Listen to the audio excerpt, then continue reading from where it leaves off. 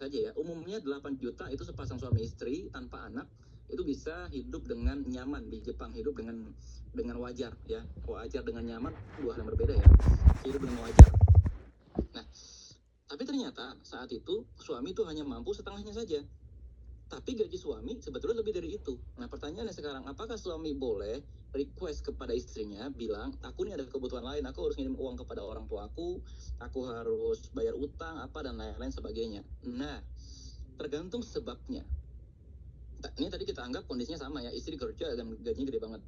Kalau penyebabnya adalah ingin ngirim uang kepada orang tuanya, maka orang tuanya itu harus ada dalam dua keadaan. Pertama, sangat fakir, atau yang kedua, sedang dililit utang. Kalau orang tuanya tidak fakir dan orang tuanya tidak sedang dililit utang, maka pada dasarnya nafkah seorang anak itu yang pertama nomor satu kembali kepada istrinya. Itu sudah dijelaskan dalam Islam. Ya, karena apa? Itulah artinya akad nikah, teman-teman sekalian. Kalau memang sejak awal belum sanggup dengan nafkah, maka jangan main-main dengan masa depan seorang perempuan. Meskipun biar kata si perempuan ini gajinya gede, karena sebagaimana laki-laki, perempuan itu juga punya planning hidup loh, ya kan? Jangan sampai planning hidup dia tuh jadi gini, kita tuh maunya ngambil uangnya dia, tapi kita tidak mau ikut memperjuangkan planning hidup dia. Ini nih yang menyebabkan kadang-kadang rumah tangga itu jadi rusak, berantakan. Gara-gara itu perempuan nanti akan merasa, gue punya cita-cita, kasarnya begitu ya, saya punya cita-cita, tapi kok uang saya diambil, cita-cita saya nggak dibantuin sama suami saya gitu loh. Sebaliknya, ketika suami merasa istrinya tidak membantu dia, suami akan mengatakan, ini istri gimana sih, punya uang tapi nggak mau bantu saya, apa dan lain sebagainya. Loh, padahal dalam Islam, harta suami dengan istri itu dipisah. Istri tidak ridho, maka istri tidak ada kewajiban memberikan harta apapun kepada suami. Atau itu. Yang kedua, kondisinya adalah, tadi ya, kalau orang tua udah jelas ya, berarti kalau orang tua tidak fakir dan orang tua juga tidak dalam keadaan dililit utang, suami tidak boleh mengurangi nafkah kepada istrinya dengan alasan punya keperluan yang lain. Yang kedua, kalau misalnya ternyata suami dililit utang yang sangat mencekik, atau utang ini sangat besar, atau nagihnya itu nggak etis gitu ya, dan itu wajar saja gitu ya, ada juga di berbagai belahan dunia ini. Pertama, silakan dimusyawarahkan dengan istri karena ada satu kebutuhan yang mendesak. Dalam hal ini, istri akan sangat berpahala bila membantu suaminya melunasi utang atau merelakan nafkahnya dikurangi sebentar, tapi dengan perjanjian. Harus dengan perjanjian. Ketika utangnya sudah lunas, maka nafkahnya kembali utuh. Karena pada dasarnya nafkah bukan hanya itu merupakan hak istri, tapi itu merupakan kewajiban dari Allah Subhanahu wa Ta'ala, bukan kewajiban dari tradisi. Bukan karena sepakat menafkahi, bukan, tapi karena itu merupakan kewajiban dari Allah Subhanahu wa Ta'ala. Ya. Nah, yang terjadi adalah jangan sampai istri itu gajinya besar lalu kemudian menjadikan suaminya jadi tuman. Ya, jadi tuman. Itu yang salah. Ya, itu yang salah. Karena mohon maaf, banyak banget kejadian di Indonesia itu karena istri gajinya besar, mungkin kerja di luar negeri apa segala macam, suaminya di rumah cuma ngerokok, judi, main burung, ngerokok, judi, mancing, ngerokok, judi, apalagi main motor apa dan lain-lain sebagainya, ya. Ini yang kemudian keliru. Nah, tadi pertanyaan kedua gimana? Saya agak lupa. Masalah keuangan dulu ya. Pertama, suami dan istri harus sama-sama menyadari ketika sudah menikah, maka dua jenis kehidupan itu jadi bersatu. Ya, pada dasarnya suami maupun istri tidak punya kewajiban untuk harus suka apa yang disukai oleh pasangannya. Ya, tidak punya kewajiban. Namanya juga udah terbiasa hidup dengan kehidupan yang masing-masing gitu kan. Terus tiba-tiba jadi satu, nggak mungkin kita paksa. Istri suka naik gunung, suami tidak. Nah, bagaimana yang benar? Yang benar adalah ciptakan zona perdamaian. Ya, ciptakan zona perdamaian. Berdamai dengan istri yang memang maunya naik gunung. Antarkan aja naik gunung. Karena kalau enggak, itu seperti setengah dunianya dirampas dari dia. Ya, saya bicara hobi yang besar-besar dulu. Jangan hobi nonton dan lain sebagainya, itu beda lagi. Istri yang suka mengoleksi novel, ya sudah, fasilitasi. Karena dia hobi novel itulah yang menciptakan identitasnya yang utuh yang kita cintai hari ini. Kita menikah dengan si A, kita suka si A gara-gara dia cerdas, gara-gara gaya bahasanya baik, gara-gara dia pola pikirnya modern dan lain sebagainya. Apa yang menyebabkan dia menjadi sosok A yang utuh yang kita cintai itu? Salah satunya juga hobinya. Ya, dan begitu juga laki-laki. Seorang perempuan juga harus berdamai dengan hobi laki-laki. Meskipun harus tegas batasnya, selama itu tidak mengganggu nafkah, ya sudah. Tapi kalau itu mulai mengganggu nafkah, istri wajib meminta haknya. Ada kan hobi yang tidak mengganggu nafkah ya, contohnya apa? Hobi lari pagi misalnya kan, atau hobi apalagi, suami ada yang hobi fitness apa dan lain sebagainya, selama tidak mengganggu nafkah ya silakan aja. Tapi kalau hobi-hobi yang cukup mahal ya, misalnya hobi fitness yang dia nyewa beberapa klub gitu ya, atau dia hobi naik gunung tapi hobinya itu juga cukup mahal, atau misalnya hobi renovasi rumah lah, hobi perbaikan motor dan lain sebagainya, silakan dibicarakan. Terus bagaimana dengan hobi yang mengandung sesuatu yang diharamkan oleh syariat?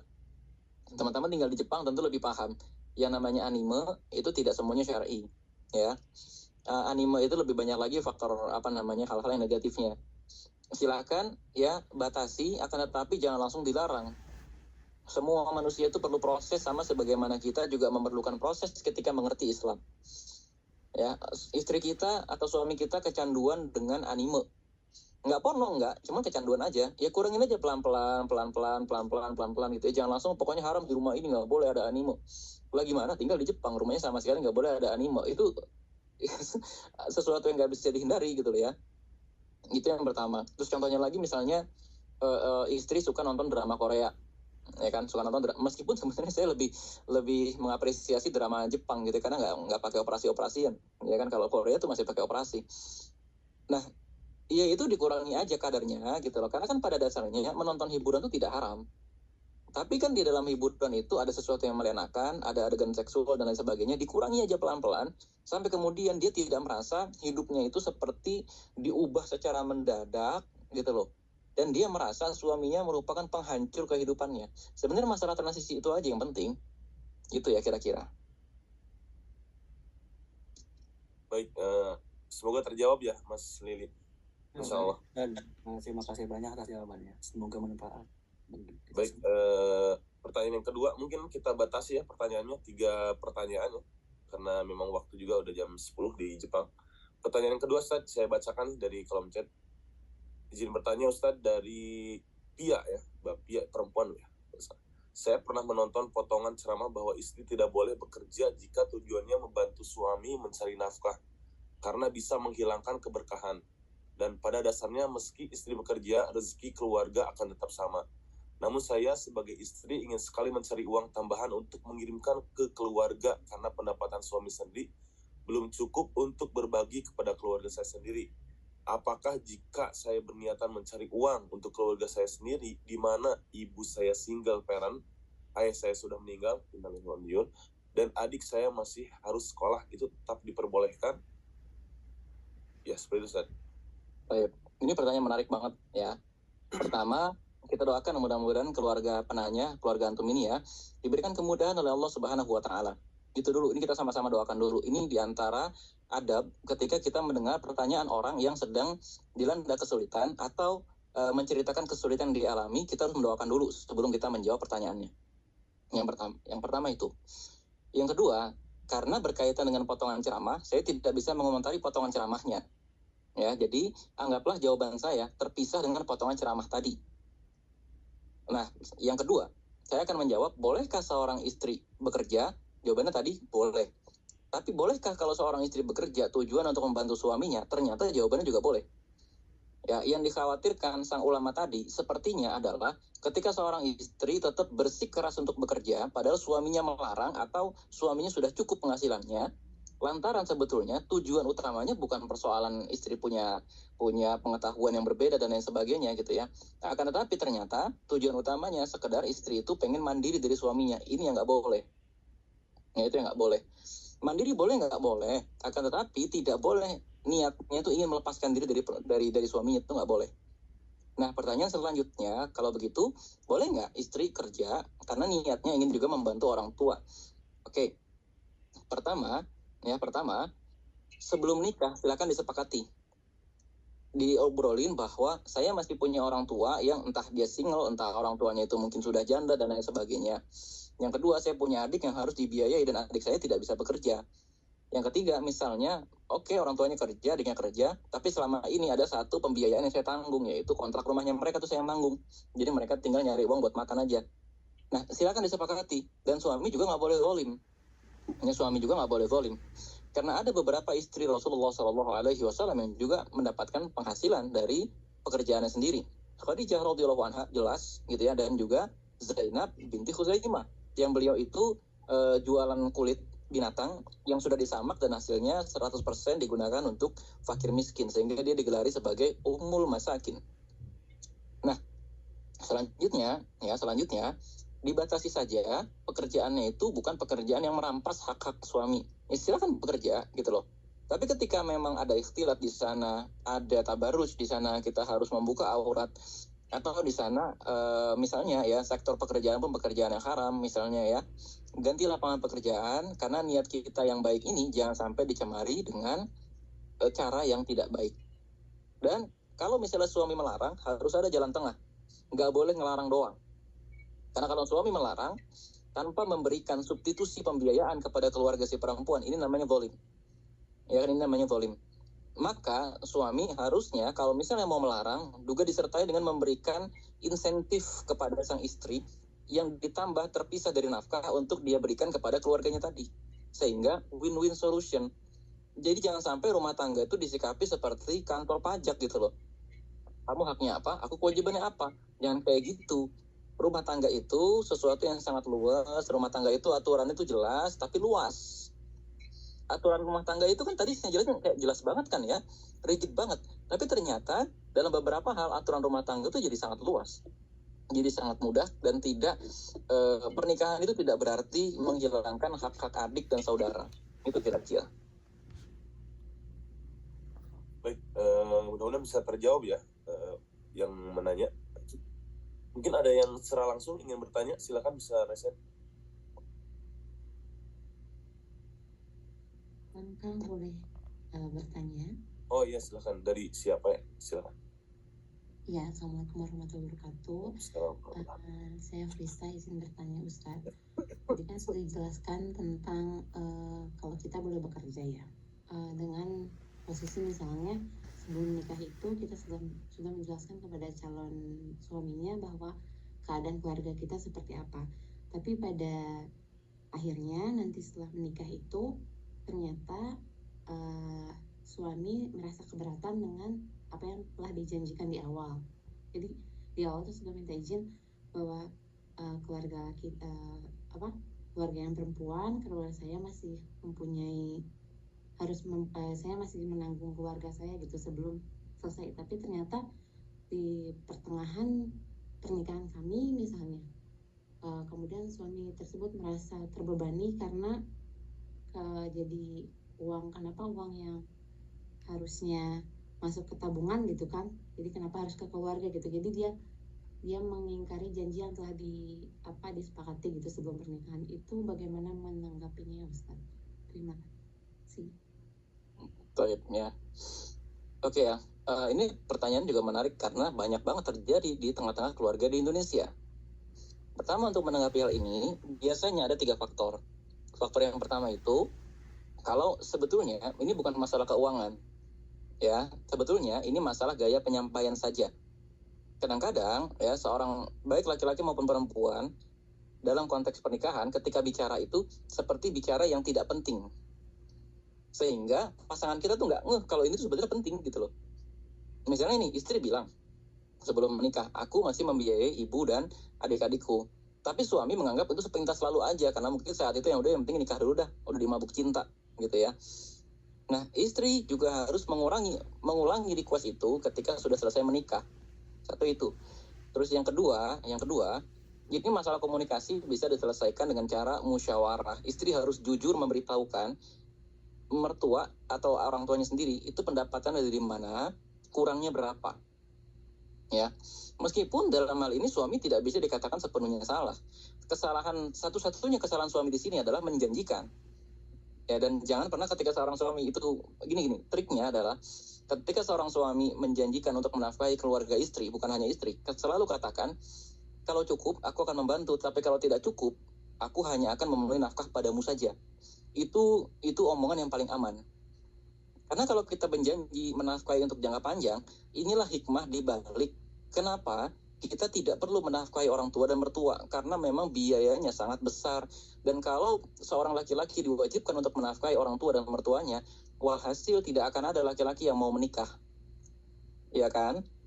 Makanya Islam itu udah sempurna, Islam itu sudah adil sekali, tidak meletakkan kewajiban tersebut. Yang penting kita paham cara ngomong gimana. Dan kalau udah terjadi seperti itu gimana? Musyawarah, istri harus buka-bukaan. Ini mas, pendapatan orang tua aku tuh begini, dan orang tua aku nanti nggak bisa begini. Suami juga harus mau nerima kritik itu. Dengan apa namanya, dengan catatan, istri kalau begitu mulai hari itu siap-siap ya hidupnya lebih susah daripada sebelumnya ya. Dan saya tidak mengatakan lebih susah itu berarti lebih miskin, nggak juga. Ya, dan sebaliknya bukan berarti lebih miskin sama dengan lebih susah, nggak juga. Ya, silakan. Dan saya hanya akan mengingatkan teman-teman sekalian dengan satu kaidah dalam Islam bahwa memberikan nafkah kepada orang tua itu pahalanya sangat besar. Maka mudah-mudahan laki-laki dalam pertanyaan tadi hatinya pelan-pelan bisa tersentuh kalau ada musyawarah tadi. Silakan istri beritahukan gitu. Cuman kalau udah nggak bisa gimana? Tawakal Allah, ya tawakal Allah, dan ingatkan aja kepada suami bahwa kalau misalnya nafkahnya cukup, masih berlebih, sebaiknya mintakan aja buat orang tuanya atau mertuanya sekian. Dan jangan sampai menimbulkan kesan bahwa keluarga perempuan itu jadinya matre dan seterusnya. Itu kira-kira. Baik, terima kasih. Mudah-mudahan bisa terjawab ya, siapa tadi? Mbak Prista ya, masalah. Jazakallah khair, Ustaz. Alhamdulillah, karena waktu di Jepang udah pukul 22.10, mungkin saya ada menyimpulkan beberapa yang disampaikan Ustadz dan dari pertanyaan bahwa di dalam pernikahan ini harus dibangun dengan di atas komunikasi yang baik ya antara kedua belah pihak. Yang kedua, ketika menikah juga harus melakukan dengan transparansi mungkin gitu ya. Jangan sampai ada hal-hal yang ditutupi. Yang ketiga, mungkin harus dilakukan dengan musyawarah tentunya. Baik pun ada hal sekecil apapun, sebesar apapun, apa yang ada dirubah ataupun yang mau perubahan itu harus dimusyawarahkan dengan baik tentunya. Mungkin Ustaz sebelum ditutup ada closing statement mungkin dari Ustaz sendiri terkait yang baru menikah, yang sudah menikah, yang akan menikah juga sih. Tapi sebagai closing teman-teman sekalian untuk diingat, aturan-aturan dalam agama Islam itu semuanya cukup jelas. Yang tidak diatur dalam agama Islam berarti diserahkan kepada kita sebagai kesepakatan. Tapi bukan berarti kalau aturan itu kita tidak tahu sama dengan tidak ada. Gitu ya, itu dua hal yang berbeda. Yang kedua, namanya lagi di tanah rantau, gitu ya, sama-sama berdoa. Ya, mudah-mudahan keluarga kita dilindungi dari kefakiran, keluarga kita juga dilindungi dari fitnah yang tidak perlu. Yang penting, saya kembali mengingatkan, sepasang suami istri itu harus transparan. Ya, harus transparan. Transparan dalam artian ya sudah, gaji berapa, pengeluaran buat apa, istri dapat nafkah berapa, transparan aja. Ya, transparan aja. Dan apalagi misalnya di sini ada yang LDR. Silakan transparan aja laporan sama suaminya atau sama istrinya, hari ini ketemu sama siapa aja, apa hal baru yang mereka alami, ya. Jadwalkan. Ya, jadwalkan. Ada orang ya sama-sama di Jepang tapi LDR kok gitu ya, maksudnya tuh ada yang di Osaka, ada yang di Tokyo, ada yang di Hokkaido, ada yang di mana, jauh kan itu ya, jauh itu kayak Jakarta Surabaya dan seterusnya. Nah teman-teman sekalian ya, kalau udah seperti itu silakan satu hari harus minimal 2 jam teleponan, itu udah hak keluarga ya. 2 jam, pagi hari sebelum berangkat 1 jam ya, malam hari sebelum tidur 1 jam. Silakan omongin semuanya yang terjadi hari itu, rencana hari itu mau ngapain, rencana jangka panjang mau ngapain, dan lain-lain sebagainya. Bila mana perlu, makan sambil video call. Diam aja gitu, diam aja. Ya sambil video call aja gitu. Itu kan hak suami juga gitu ya, untuk mengetahui istrinya makan apa, dan lain-lain sebagainya. Karena yang paling susah adalah menjaga hawa nafsu ketika lagi di perantauan. Ini banyak yang terkena fitnah seperti ini. Di perantauan, baik laki-laki maupun perempuan pada punya pacar. Penyebabnya apa? Penyebabnya tidak membiasakan video call, tidak membiasakan mengabari hanya pasangannya saja.